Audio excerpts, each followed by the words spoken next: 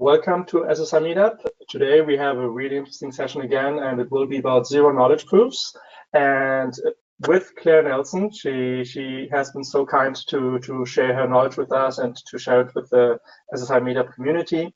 And let me quickly review with you in the second slide what we're trying to achieve here at the SSI Meetup, which is really like to share with the world what it means to share about the self-sovereign identity community and to make it open for everyone. And maybe share, Claire, if you can show the second slide a moment, because you have to control all of the slides today. Yeah. Oh, I think that's a different one. That's the third one, I guess. That's the second slide. Okay, maybe I missed something like that, but it doesn't matter. But basically, just to summarize, what we're trying to do at SSI Meetup is to empower SSI communities around the world, to make them open to everyone. And all this content is being shared as a Creative Commons by Share Alike license, which is basically an open source license, which allows you to reuse this material. And you just need to give credit to Claire, who's the person today sharing this material, and to SSI Meetup for hosting it. And our idea is really that you reuse this material around the world and empower SSI communities to learn about this and get interested in developing this. Usually we ask the questions during the webinar, but today, since zero knowledge proofs, this is more of a kind of a tricky complex subject. What we agreed on is that all questions will be asked at the end of the session. And yeah, and I think that's about it. I think, Claire, if you want to go ahead, and then we will, I very much look forward, and everyone looks very much forward to listen to you. And then we can, at the end of the session, we can cover any questions that might come from the audience that we have today. Wonderful. Thank you, Alex. And hello, everyone. It's an honor and privilege to deliver this webinar. And we'll start with motivation. What's the motivation for zero knowledge proofs in general? And then the motivation for zero knowledge proofs for digital identity. So why zero knowledge proofs? What's the raison d'etre for zero knowledge proofs? Are they just a casual mathematical exploration, or is there something deeper? So zero knowledge proofs enhance privacy. And there's a balance. There's a balance between personal privacy and the institution or institutional integrity. And what do I mean by this balance? Well, it's very well illustrated in this recent zero knowledge proofs paper. It came out in March of this year, and the authors are listed below: Sassam, Bentov, Horesh, and Ryabzev. And the primary focus in the first sentence of this paper is human dignity. And the authors state that human dignity demands that personal information like medical and forensic data be hidden from the public. And then in the second sentence, they do not mince words, and they say, but veils of secrecy designed to preserve privacy may also be abused to cover up lies and deceit by institutions entrusted with data, unjustly harming citizens and eroding trust in central institutions. And then with the third sentence, they're seeking this balance. Zero knowledge proof systems are an ingenious cryptographic solution to this tension between the ideals of personal privacy and institutional integrity. And it enforces the latter in a way that does not compromise the former. So you can see this is one more reason, Alex alluded to this, and this whole presentation is meant to be a launch pad for further learning. Reference to the paper is in the bottom left-hand corner of the slide. The slides have many references, and you'll see that when you read these zero knowledge proof papers, the mathematics is indeed complex, inspiring, and powerful, but so is the prose. So today's scope is digital identity. Zero knowledge proofs can be applied to identity proofing, authentication, and what's out of scope, and I may touch on these things, but out of scope, and to give you an idea, zero knowledge proofs can be applied to any of a number and a growing number of different applications.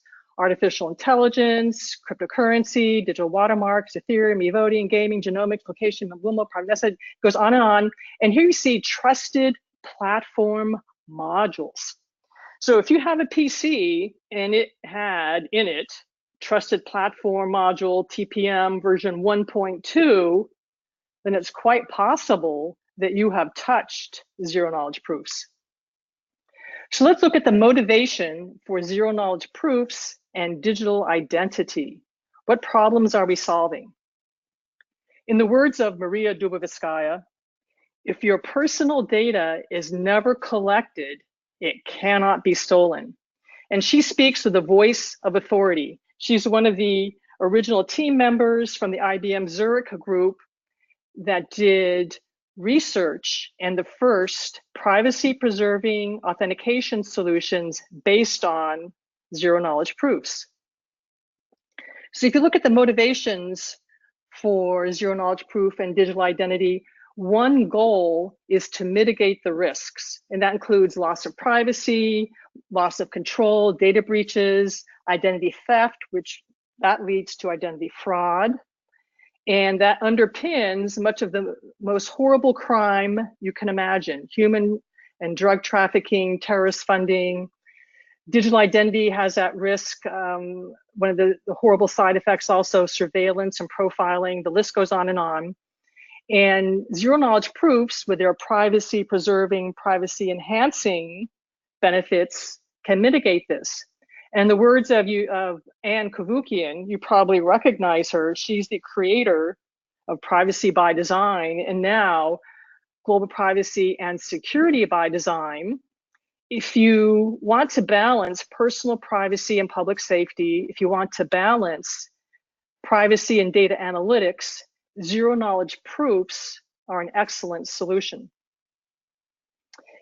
And this is nothing new. It's not a new idea to apply zero knowledge proofs to the realm of digital identity. This quote goes back to 2005, these excerpts from Al-Mummadi and Newman from UCLA. Zero knowledge proofs are ideal because you can prove an identity without the exchange of sensitive information. So what are zero knowledge proofs?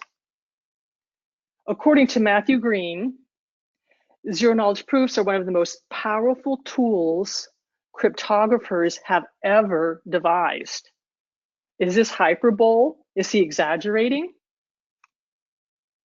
And keep in mind, we're not talking about geometry proofs that you learned in school. These are proof systems. So with zero knowledge proofs, there are two parties, a prover and a verifier.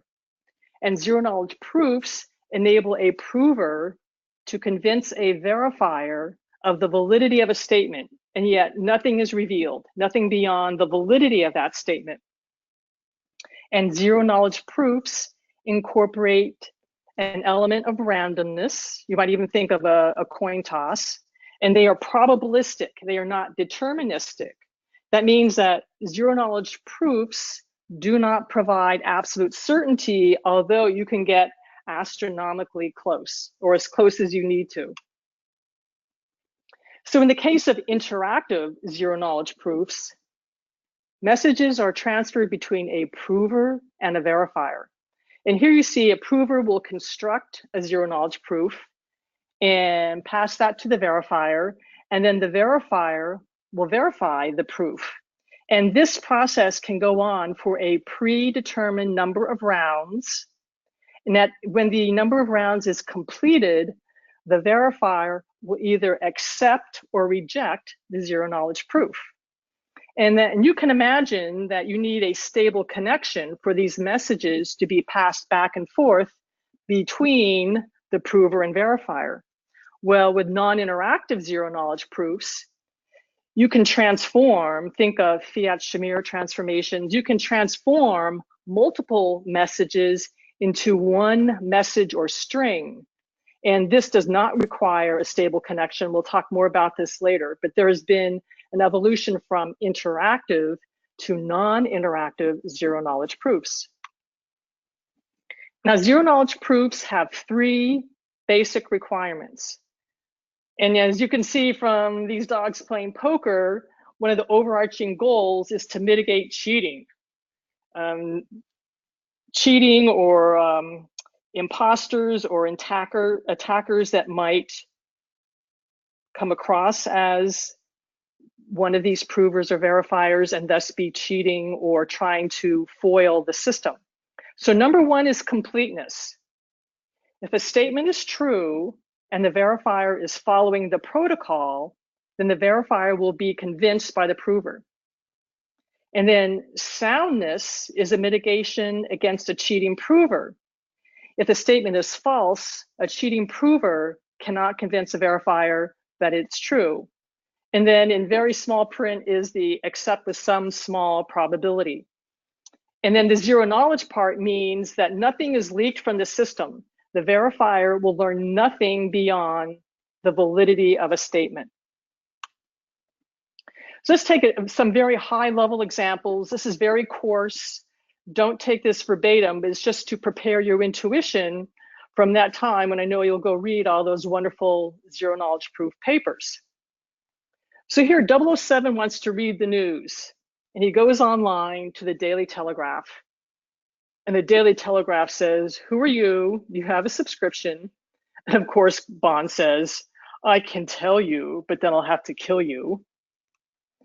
In another scenario, 007 will hand over his subscription. However, this is not a privacy-preserving interaction.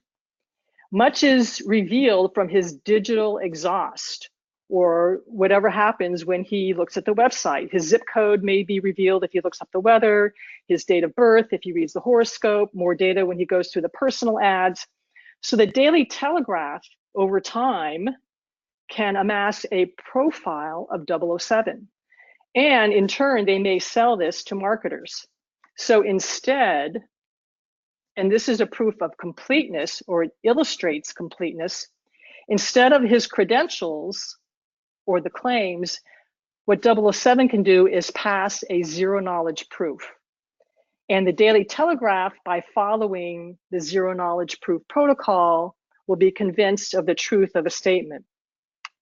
And what about soundness? Remember, we talked about mitigating against cheaters or imposters. Here, M fails. She can't prove to the Telegraph that she's Bond, and she's rejected. So another illustration will give you a hint of some of the mathematics underlying zero knowledge proofs. And this is from Matthew Greene. And again, note that there are references and other websites to visit at the bottom left-hand corner of most of these slides. So imagine a telecom company, and they're erecting cell towers. So each of these vertices, there are 11, represent a cell tower. And the goal is to avoid signal overlap. So they're going to use one of 3 signals. And here, those of you that are math majors may recognize the NP-complete, or difficult to solve, 3-color graph problem. So we're going to use different colors to represent the frequency bands. And instead of 11 towers, which is a very easy problem to solve for, the telecom company is erecting 1,000 towers. So that's very difficult to solve. So they're going to hire Brain Consulting to do the work. Brain Consulting comes back and says, "We're done, pay us." But wait, the telecom company wants proof that they have the solution. So Brain Consulting lays out the solution, covers it with hats, and then tells the telecom company, "Okay, at random, you may remove any 2 hats." So the telecom company, they remove hats 7 and 8, and see, indeed, the vertices are different colors.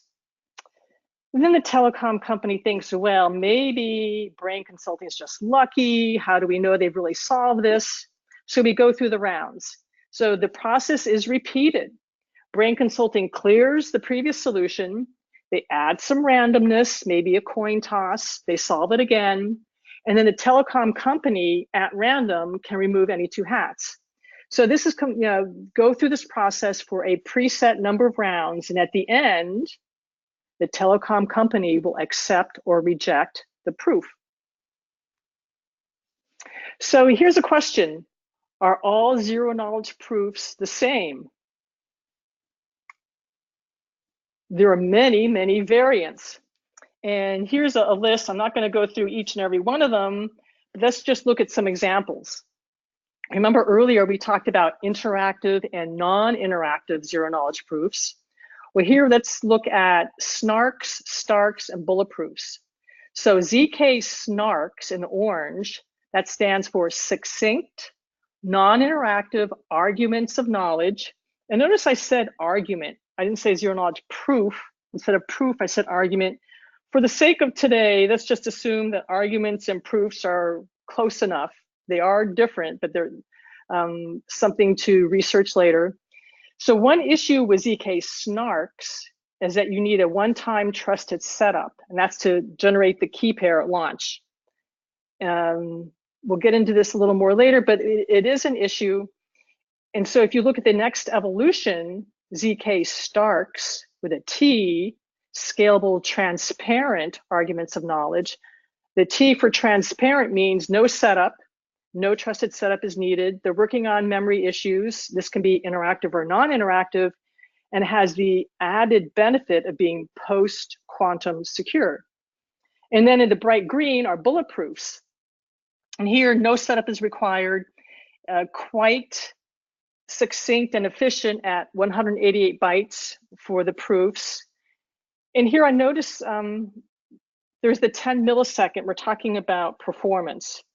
There's been some recent literature and some publication by the ZKProof Standards Organization with a little note for guidance. If you're comparing the performance of different variants of zero knowledge proofs, make sure you're comparing apples to apples.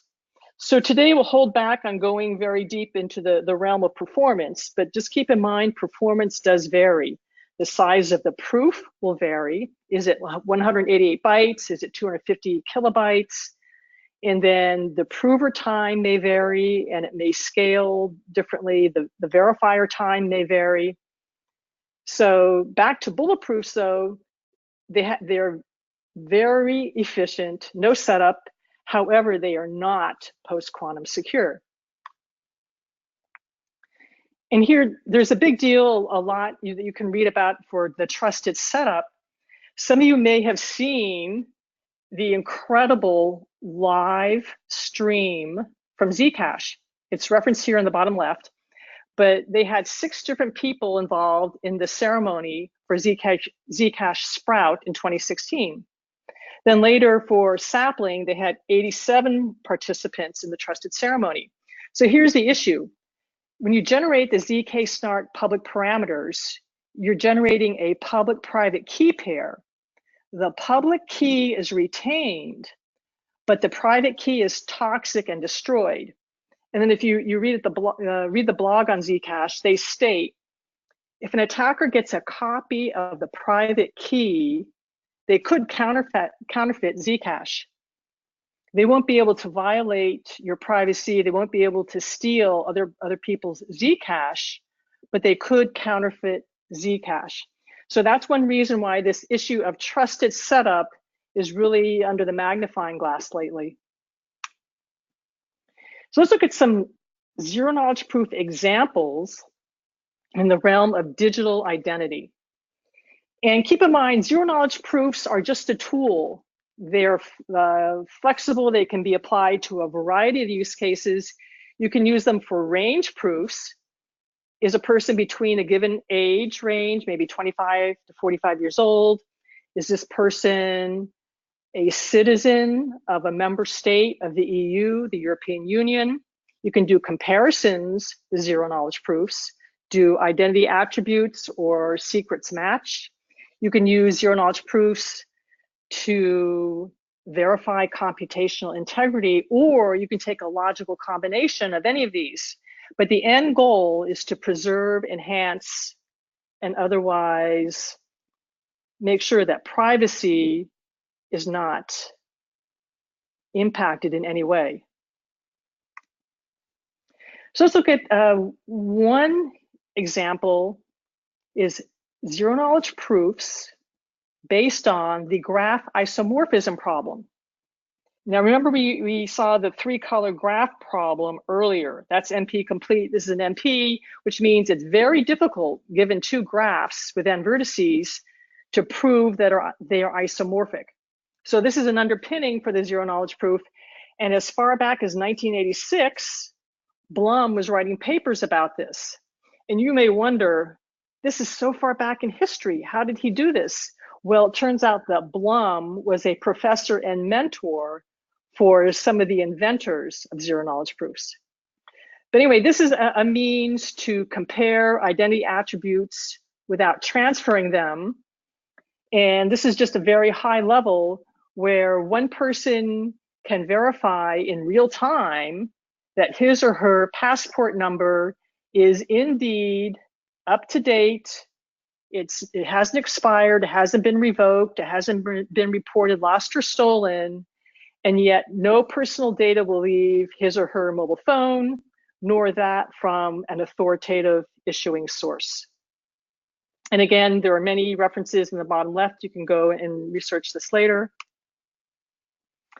So here's an example where anyone in the public could be a verifier. This is a ZK Stark example from Ben Sasson, Bentov, Horsch, and Ryabtsev. And here we see a presidential candidate, Jaffa. She's a good friend of mine here in Austin. And we're going to prove to the public that she is not in the FBI National Offender DNA database. So the FBI will run the test and show that indeed Jaffa is not on the National Offender DNA database. And then they could post or put on a digital ledger the results. And then anyone in the public could go verify that indeed Jaffa is not in the database. And nothing from Jaffa and nothing from the DNA database has been leaked. And moreover, there's no reliance on any external trusted party. And then for a different example, instead of having the public at large be a verifier, what if you had a designated verifier or only a small subset of verifiers? Maybe they have secrets. And as you can imagine, with these constraints, this would be a very efficient model. And there is a paper that was given at Eurocrypt 2018, for those of you that were there. The paper is called Designated Verifier, Non-Interactive, Zero Knowledge, Proof of Knowledge. Now, a proof of knowledge is a little different. Instead of proving that a statement is valid, a proof of knowledge at a high level means I can't tell you my secret, but I can prove to you that I know the secret. And I'll talk a little bit more about that in a bit, actually in this slide. So here is an example of this is just a small subset of many companies and organizations that are making tremendous progress in the realm of applying zero knowledge proofs to the realm of identity. And in the upper left-hand corner, you see Miracle. They've had a commercial solution on the market for years and years. Everyone's familiar with Evernym and the Sovereign Foundation. There's also Sidici and the Krypton Foundation. Civic, in the bottom left-hand corner is QED-IT, and I've been corrected. That can be pronounced Kedit, even though it's spelled QED-IT. And then there is New ID next to Civic, bottom left, bottom right-hand corner. And New ID is using the zero knowledge proof of knowledge. Remember, that means I have a secret.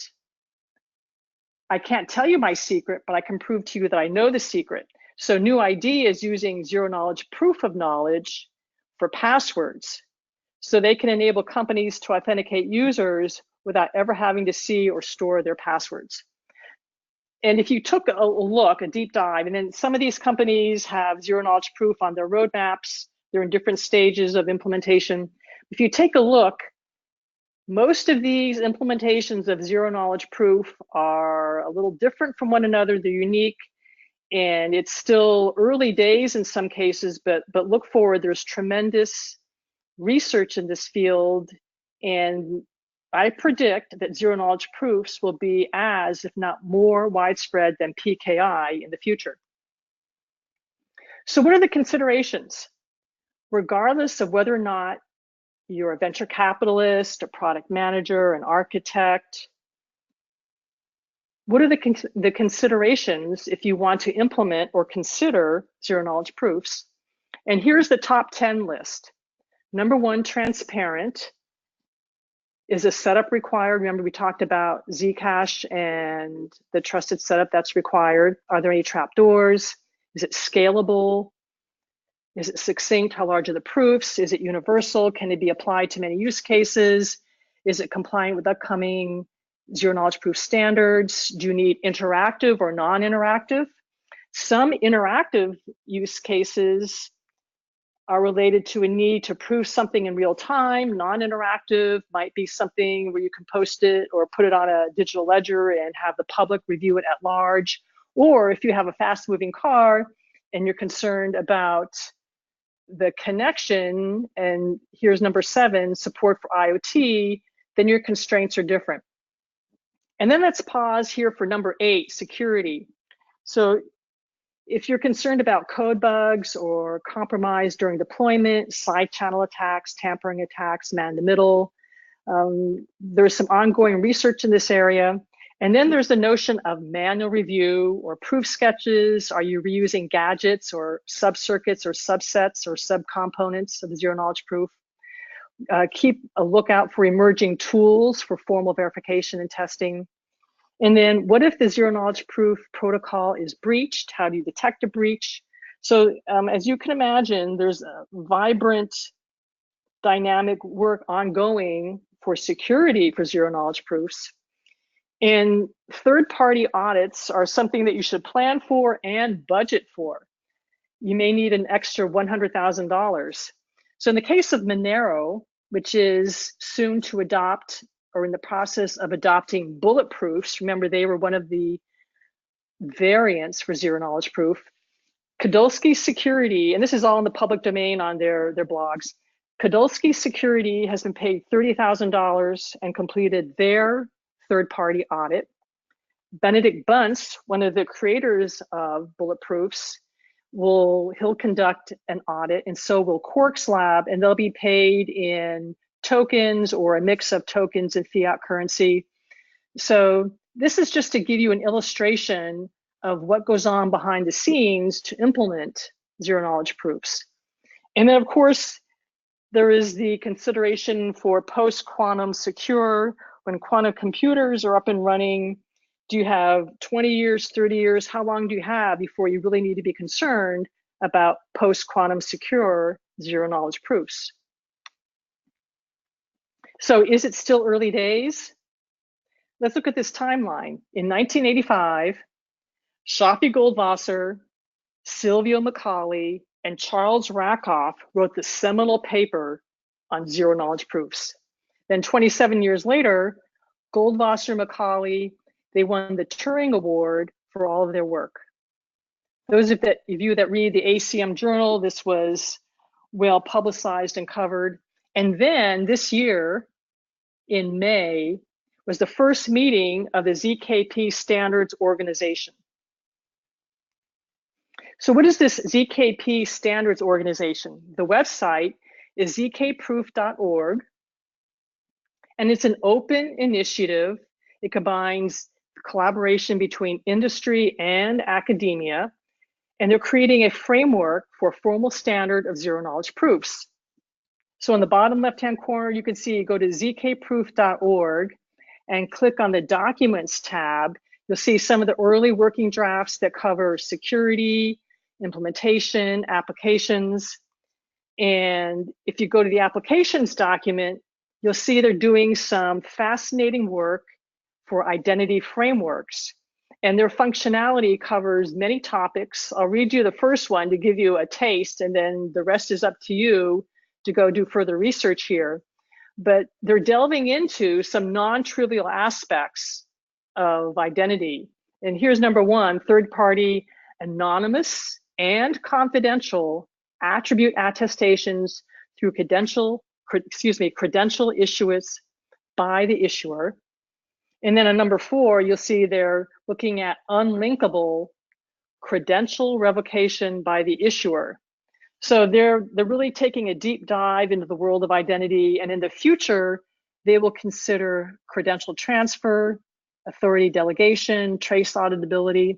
So do go here and take a look. They're also open to feedback and comments, but exciting work ongoing in the world of zero knowledge proof standards. So then a follow-on in June at ZCon 0, some more conversation extended the work from the ZKProof standards. And some legal questions were discussed as well as trust. And here's an interesting legal question.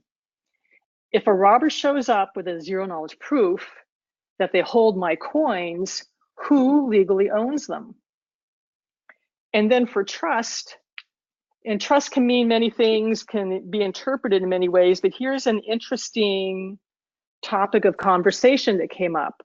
How do we bridge this gap? On the one hand, are technical people that trust zero knowledge proofs because they understand the math. Then on the other hand, are non-technical people who trust the technical people. So what are we all doing? There are many of us listening now, or you may know some colleagues, and education is the first step towards bridging this gap. So resources. Here's a list of resources on the left. And then if you learn by doing, this is brand new, hot off the press from last month and this month, Shur Peled from Starkware has an excellent hands-on tutorial for zero knowledge proofs. And at the end of it, you can write a 100-line or so Python program that will give you an excellent, it's an experiential learning guide. So he takes you step by step, so you really learn about zero knowledge proofs. This is just a fantastic learning vehicle. Congratulations. Thank you, Shur. And then with more gratitude, truly we stand on the shoulders of giants. Here on the left is Shafi Goldwasser and then Silvio Macaulay. They are the inventors behind zero knowledge proofs.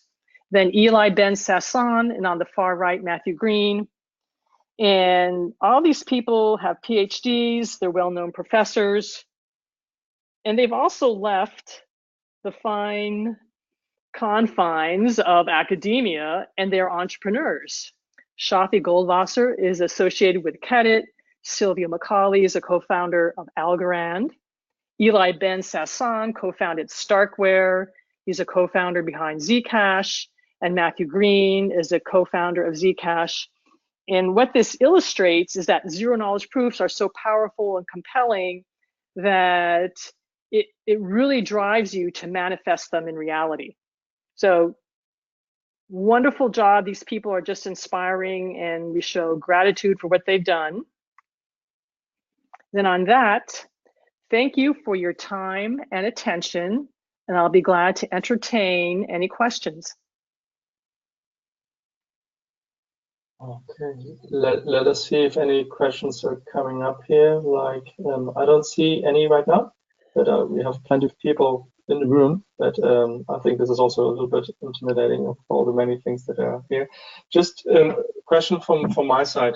When you try to, I mean, you give a great outline of all the different the evolution of zero knowledge proofs and what they do. But when you try to explain this to people that ask you what are zero knowledge proofs, how do you usually explain this to people that are not technical? I usually go back to the 007 story and say, instead of handing over a credential, you can use zero knowledge proof. And then I explain that it's a way to prove that something is true without revealing anything about it. And then they start to look at me sideways and they go, well, that sounds like magic. And then I go back to, who is it? Arthur C. Clarke. Any sufficiently advanced technology does look like magic. And then I explained there's a lot of mathematics behind it. And I'll point them to some papers, whatever, if they're interested. But just from a high level, it's a way of proving something without revealing any traces. And it does sound like magic. It does sound like it's impossible. But then I urge them to do some research on their own and come back. Or I'll take them through whatever vehicle is best for them. I pointed out Sure's tutorial. If they're programmers, they can go do some hands-on. If they want more stories, we can stay at a high level and not touch any mathematics. But it's not an easy concept. And the first time you come in contact with zero knowledge proofs, it doesn't stick. You really needed repeated exposure. It's like getting a tan. You need repeated exposure to build up a tan. If you try to do it all at once, you'll get burned. Yeah, yeah. Well, where do you recommend for someone non-technical to start to grasp his head around what this means? I would look up the work of Matthew Greene. Mm-hmm. Matthew Greene has some blogs, and I have references. When I showed the 3-color graph problem, I have some references to Matthew Greene's blog. But he has some excellent posts where, without using any mathematical equations, he's describing zero knowledge proofs from a very high level. Okay. And then with some of the cryptocurrencies, there's so many cryptocurrencies that are adopting zero knowledge proofs in order to be what people call private coin. There's some very interesting, if you go to the Zcash website, there's also some very good high-level explanation. Excellent. I have a question that is coming up here from Naveen. He's asking, I came across the term called DPKI, whether it's used for ZKP, he's asking, or is this decentralized public key infrastructure? Well, I guess you know this paper, right? The DPKI paper. I think he's referring to that paper. So could you repeat the question? Yeah. It's PKI. So yes. PKI is different from zero knowledge proofs. Why don't you explain the question again, please? Yeah, I think he's asking is if zero knowledge proofs are used in DPKI. My understanding is not, because this is a decentralized public key infrastructure paper that was written by a couple of people in rebooting Web of Trust. I mean, I've seen it, I've read it recently. Mm-hmm. Yeah, so he just brought up the question, but I understand there's no relationship, right? Well, you could use PKI for some of the key exchange or some. So I'll give this answer in 2 ways. From a high level, think of just having all these different building blocks and you're creating a solution. And zero knowledge proofs are just a building block. PKI is just a building block. And so if someone happens to put them together for a solution, they're compatible. But but if you look at PKI, it's not using zero knowledge proofs, but I can imagine someone has a solution where they're using both. I'm not really sure. I'd have to look at that paper. They could send me an email. I'd be glad to give them an answer later. I'll share it with you. I was just reviewing it the other day. And then there's another question from Robin. He's asking, why is ZKP more prevalent or related to digital identity? Oh, why? Oh, because of the privacy preserving nature. That's a very good question. So if you're interested in preserving privacy, the power of zero knowledge proofs is just incredible. And often people talk about, well, we have all these tools and where's an appropriate use. When you see zero knowledge proofs and identity, you just go, well, that's like peanut butter and jelly. They just go together. And it really is everything behind mitigating cheaters. Remember, I talked about mitigating cheating provers, mitigating against cheating verifiers, making sure nothing is leaked. So all of that means that the system, it's complete, it's sound, it's based on these cryptographic methods, And it does provide privacy, which has been the holy grail for so long. People have been looking for a way to deal with identity and yet still preserve privacy. Yeah. Great, thank you. And there's another question from Sham. He's asking, do you see any regulatory implications for adopting ZKPs? That's interesting.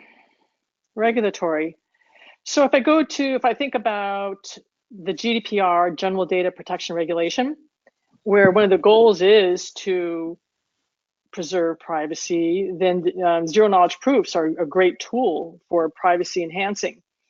And then there may be some regulations where they start to adopt zero knowledge proofs as a recognized, certified method. So I could see this where in the future, and then if you look at California has passed a California Consumer Protection Act. So, you know, and then in Asia Pac, I know that there's a lot going on with privacy and regulations. I could see this becoming one of the references. And so here's, if past is prologue, you saw the work of Anne Kavukian, who talked about privacy by design, and she was in Canada. She made great progress. And then later on, the GDPR now calls out privacy by design. So I think just in that way that privacy by design started and then it's being incorporated into the world of regulations. I think you'll see something similar in the world of zero knowledge proofs and their adoption in the world of regulations. Yeah. Just a related question to this, because this is something I've been struggling with all the time, and my impression is that many of the people, as you indicated at the beginning, behind ZKP, is that they see this need to protect the privacy of people and often also help people protect themselves from institutions that might abuse their dominant power. Is this not in conflict? And I guess also this question about the regulatory aspects, because I see a philosophical challenge between people, and that happens to many of the cypherpunks and ZKP thought leaders. I have the impression in regards to institutions where the institutions, they believe in themselves, but many of the people developing this, they want to create tools where people don't have to rely on centralized institutions.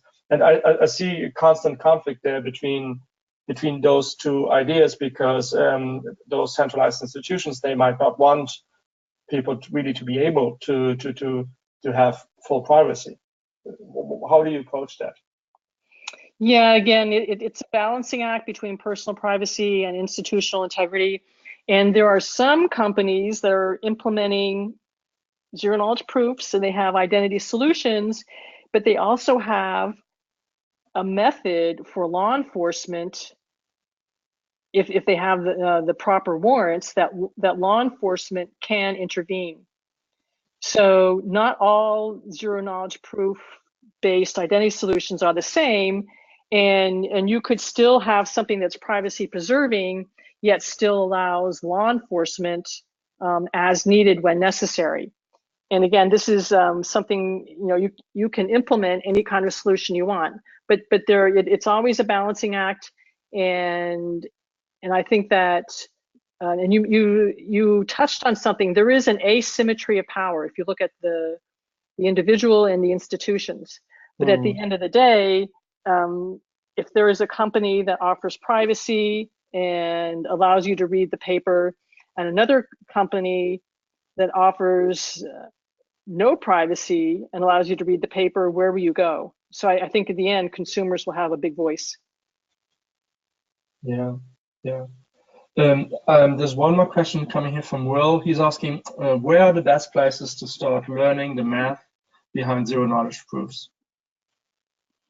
Oh, that's a good one. Because the mathematics, and I'll go, here's a picture. I will be quiet for 1 minute because I see this picture and it takes my breath away. This is from Bulletproof, and it's a range proof protocol. So the best place, I would start with the Starkware paper that I referenced, the in the opening, the first few slides, there's the ZK Starks paper, and it doesn't have ZK Starks in the title, but look for that paper and read from a high level, and then go back to some of the lectures. If you look, Google for Cornell and zero knowledge proofs, and there are some college courses and professors that are going step by step through the math. Or just send me an email too, and I'll send you, because to really understand zero knowledge proofs, you need to just take some time and roll up your sleeves and go through the mathematics. And beware, your mind will never be the same. You'll be exposed to what I call math intoxication. But it's a wonderful journey, and if you really want to go there, I applaud you. Yeah, I think a good place to share it. I don't know if you use Telegram, but we have a Telegram channel where we share info. So maybe that would be a good place to share it. If you just send it over to me, I'll share it in that channel. Okay. I'll do that. Just one more question that I have. I mean, this is just something that I had in the back of my mind for a while. It's like the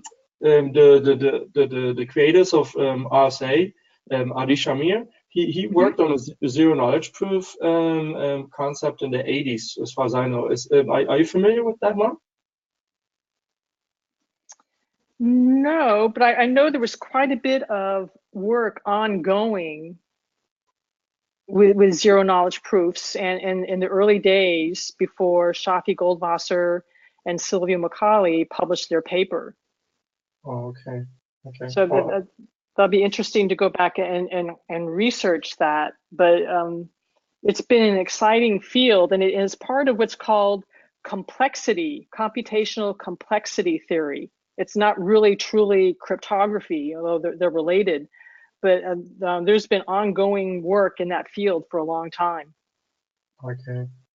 Okay, I was just wondering, because since the RSA team was so big and doing things in cryptography, I was wondering about what the contribution of Adi Shamir was in the field. Yeah, I'll have to go look that up, Alex. That's a good one. Yeah. Yeah, we'll have to, yeah.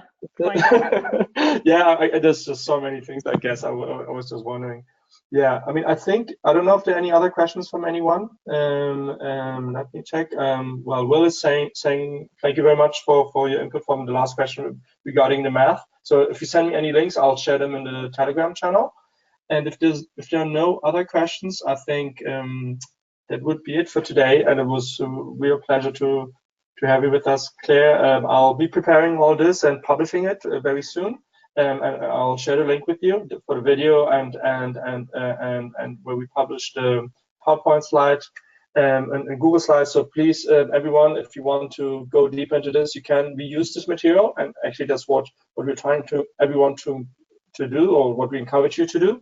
And Claire, this was a real pleasure. And if you have anything else that you want to share with the SSI meetup community, that would be great, because I think there's so much more to be done here. Whenever you have time in the future, it would be a pleasure to have you with us.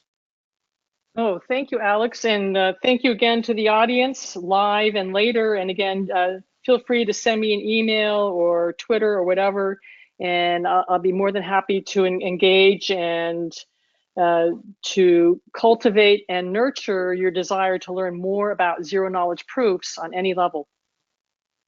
Fantastic. Thank you very much. Thank you.